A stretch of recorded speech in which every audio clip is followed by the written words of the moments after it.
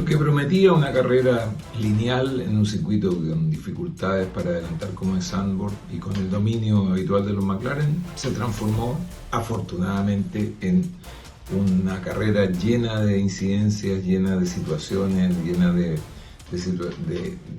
maniobras no habituales en la Fórmula 1. Realmente me parece que tuvimos la oportunidad de presenciar una de las buenas carreras de este año. Va a estar seguramente entre las mejores. Vayamos por partes. Primero, el circuito de Zandvoort, donde se disputa este Gran Premio de Países Bajos, es un circuito antiguo, es un circuito de la época de los 60, de los 70, que estuvo abandonado mucho tiempo y que volvió a la acción a raíz del tremendo interés que despertó la Fórmula 1 cuando apareció Max Verstappen y conquistó 4 títulos consecutivos. La afición en Holanda creció proporcionalmente y eso hizo que recuperaran este circuito, como digo, que había estado bastante abandonado. Pero lo recuperaron dentro de los espacios que había, no hay muchas zonas donde crecer y por lo tanto la pista se mantuvo una pista muy trabada, una pista angosta, como eran las de antes, y con exigencias para los pilotos especiales. Ahora, en ese escenario, al llegar en la clasificación, los McLaren demostraron que están un paso adelante del resto, están claramente un paso adelante del resto en ritmo de carrera, pero además en velocidad a una vuelta, que es lo que importa en las clasificaciones, y la pole la hizo Piastri, segundo Norris, con una diferencia de menos de una décima. Realmente cualquiera de los dos podría haber hecho la pole. Desde ese punto, largando en la primera fila ambos, con un sorpresivo Adjar en Red Bull, en el Racing Bull, desde la segunda fila, emparejando al que teóricamente debería ser el mejor exponente de ese grupo de patrocinadores, el Red Bull de Max Verstappen, formaban una grilla que permitía esperar algún movimiento, y de hecho así fue. Largó muy bien Piastri desde la pole, no le dio ninguna oportunidad a Norris, incluso lo apretó en algún minuto y por lo tanto permitió de que Verstappen se jugara por fuera y llegando a la curva 2 alargara el frenaje, doblando emparejado con Norris. Ahí yo creo que se produjo una de las maniobras, para mi gusto, más interesantes del campeonato. Yo creo que esa maniobra deberían rescatarla porque mostró todo su talento Verstappen. Se jugó por fuera en la zona sucia de la pista y como consecuencia de eso perdió, el auto se desacomodó definitivamente. Pero en una situación en que probablemente cualquier piloto normal habría perdido el control y había terminado haciendo un trompo o golpeando la barrera, Verstappen lo maniobró con la genialidad que tiene, lo embocó en la curva siguiente, que es una curva peraltada de un gran peralte de 19 grados, y cambió la trayectoria, improvisó una trayectoria y salió por delante de Norris. Yo creo que esa maniobra valió haberse tomado el tiempo de ver la carrera, y los que no la hayan visto les recomiendo que la revisen porque para mi gusto es de lo mejor que he visto este año como maniobra y como control del auto por parte de un piloto. Verstappen sigue ratificando que está una liga por encima del resto y que si no gana todas las carreras porque el auto este año sin duda que no lo acompaña. La carrera en ese minuto se volvió relativamente lineal, con Piastri, con Verstappen y con Norris. Norris, al avanzar las vueltas, aprovechó el DRS y la superioridad de su auto y superó a Verstappen. Y de ahí definitivamente ya a ese momento Piastri había tomado una ventaja muy cómoda, llegó a tener casi 10 segundos de ventaja sobre Norris y la carrera parecía que iba a ser un paseo más de McLaren. Pero siempre estuvo latente un elemento que le dio emoción especial: la amenaza lluvia. De hecho, Verstappen se jugó a una contraestrategia respecto a los McLaren.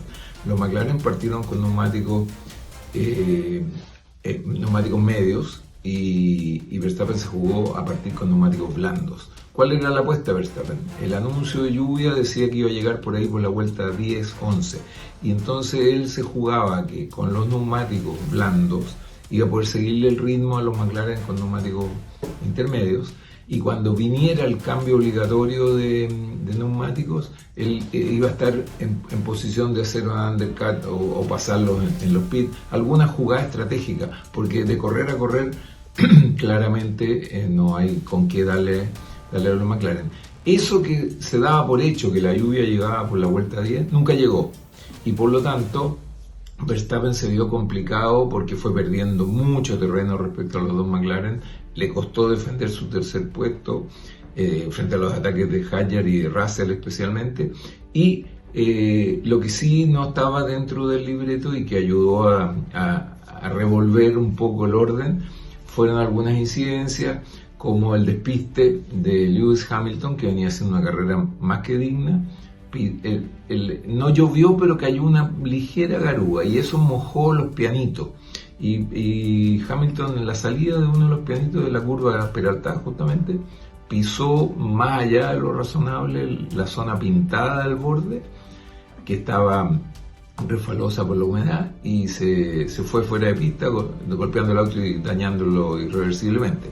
Eso obligó a que saliera el pace car y que entonces todos se volvieran a juntar para beneficio de Verstappen, que pudo hacer su detención de cambio neumático anticipadamente, sin perder demasiado tiempo. Todos entraron a cambiar neumáticos, o sea, la carrera se volvió a relanzar, ahora con neumáticos duros los autos de McLaren, y con neumáticos medios el de Verstappen. Definitivamente seguía jugando una estrategia distinta y especulando que llegara la lluvia.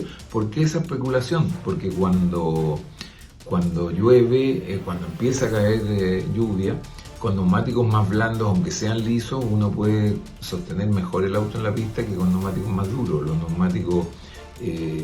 neumáticos con la temperatura van perdiendo su adherencia, y los primeros que pierden su adherencia son los neumáticos más duros. Entonces, definitivamente Verstappen apostaba un poco a eso, a que volviera a llover.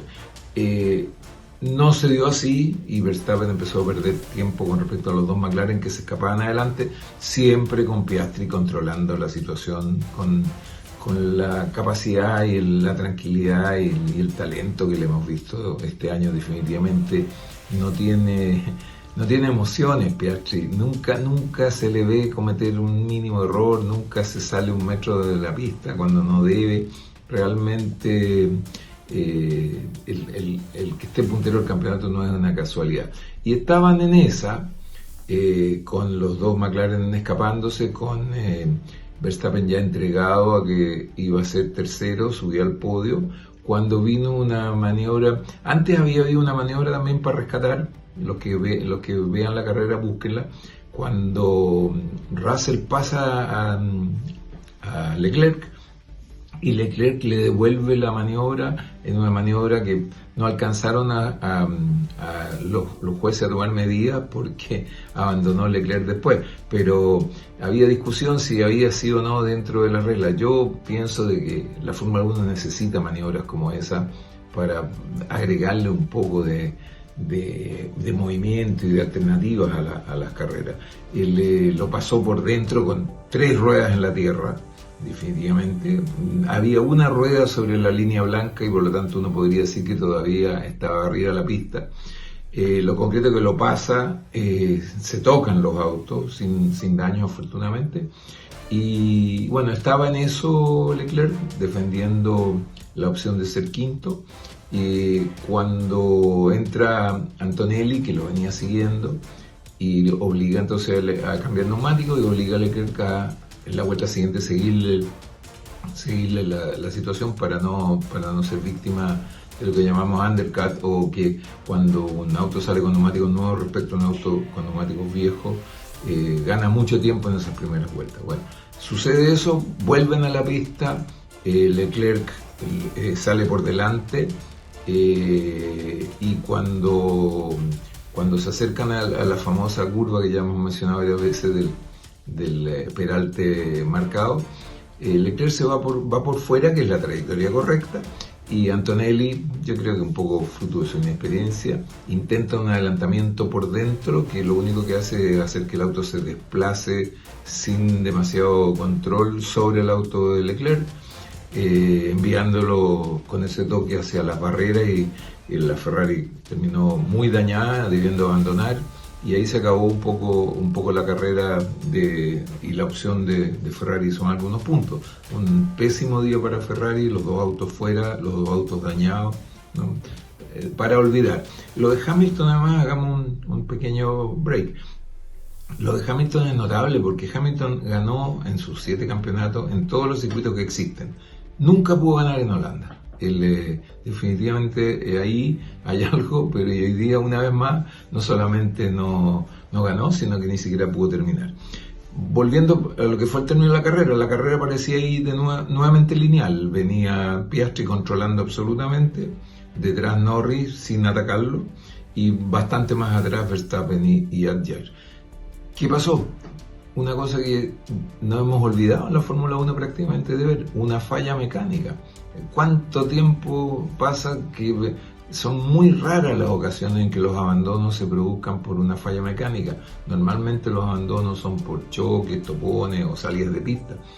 Pero en este caso, la unidad motriz del auto de Norris se empezó a ver humo. Él incluso le comunicó a su equipo que sentía olor a humo dentro del habitáculo, y todavía no terminaba de hacer esa comunicación cuando el auto se detuvo.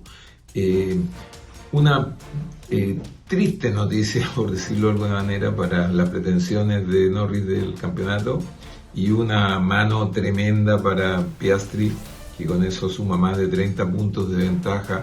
Es cosa de administrarlo, o sea, saliendo segundo de Norris la mayoría de las carreras que quedan, igual sería campeón.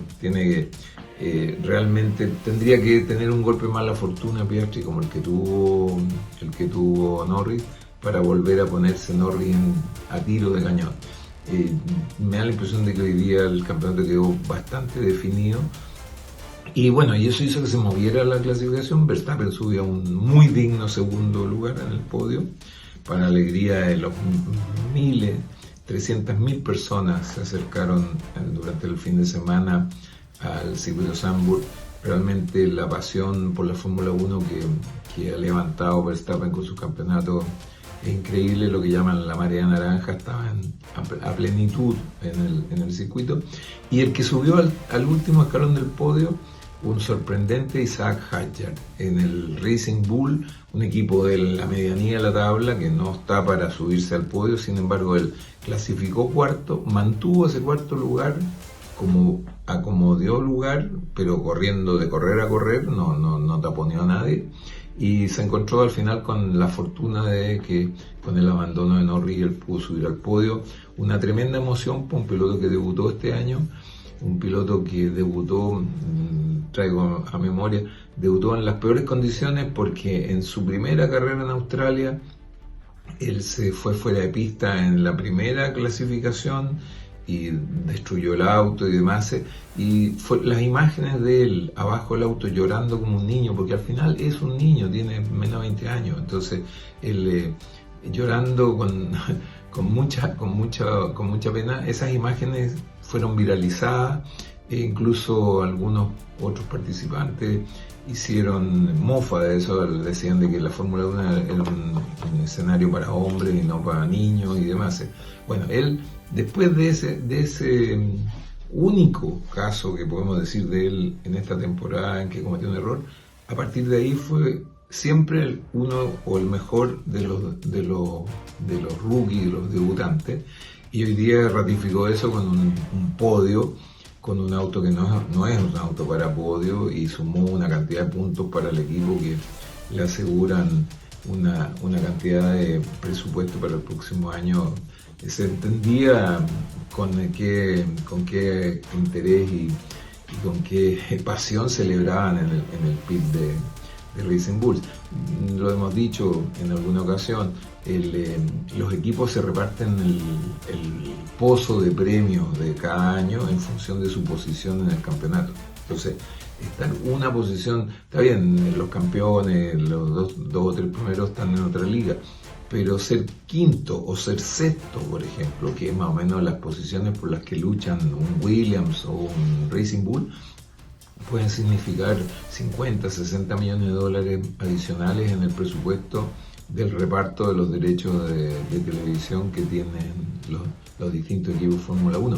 Son una cifra realmente importante. Por eso traigo a la memoria toda la discusión que hubo para agregar un equipo número 11 en la grilla.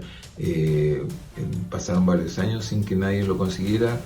Esto viene a colación de que se anunció ya el equipo Cadillac y los pilotos, Checo Pérez y Valtteri Bottas, y la discusión y por qué no querían que entrara el equipo Cadillac. Mal que mal, es un tremendo aporte a la Fórmula 1, una de las empresas más grandes del mundo en el negocio automotriz como General Motors.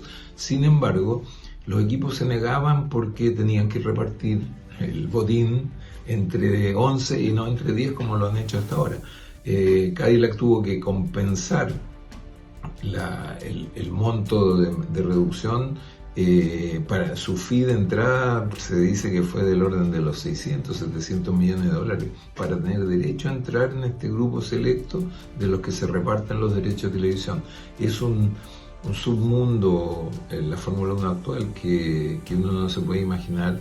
Los presupuestos son de otra liga, pero si pensamos que en los equipos de fútbol de la Champions hay jugadores que también sus transferencias valen 100, 200 millones de dólares, tampoco estaríamos tan fuera de foco con esto. Lo concreto, digo, y terminando, lo de Racing Bulls, notable, lo de Hadjar, para ponerlo en un marco, porque de correr a correr no se encontró con el lugar, él fue cuarto siempre, sostuvo los ataques de Russell como si fuera un experto, e incluso me da la impresión de que pudo haber atacado la posición de Verstappen. No lo hizo porque recordemos que Racing Bull es el equipo B de Red Bull, el equipo titular del patrocinador de las bebidas energéticas austríacas. Así que definitivamente una carrera que en algunos momentos parecía que ya se había vuelto lineal, siempre tuvo golpes de escena que la volvieron muy atractiva y pudimos disfrutar de un tremendo gran premio. Seguiremos durante los próximos días comentándoles algunos otros pormenores o los datos que vayan saliendo, porque esto no para. La próxima semana tenemos Monza, un clásico, y que es un circuito absolutamente distinto al que acabamos de presenciar, así que ahí también hay varios elementos para tener presente. Nos estaremos encontrando. Que tengan una buena tarde.